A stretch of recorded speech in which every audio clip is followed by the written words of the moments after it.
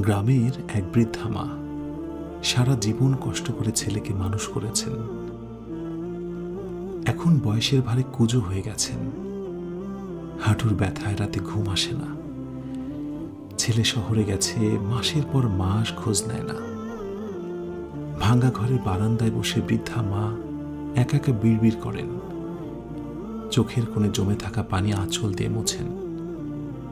শীতের রাতে ঘুমানোর মতো নেই কোনো কাঁথা, গ্রীষ্মের দুপুরে নেই কোনো ফ্যান। পাশের বাড়ির ছেলেরা যখন তার মাকে নিয়ে ডাক্তারের কাছে যায়, এই দৃশ্য দেখে বৃদ্ধার বুকে এক চাপা কষ্ট ভিড় করে। এই দুনিয়ায় কত মানুষের জীবন যে এমন নীরব বেদনায় কেটে যায় তার হিসাব নেই। কিন্তু মহান আল্লাহ তার নেক বান্দাদের জন্য এমন এক ঠিকানা তৈরি করে রেখেছেন যেখানে এই কষ্টগুলোর একটিও প্রবেশ করবে না।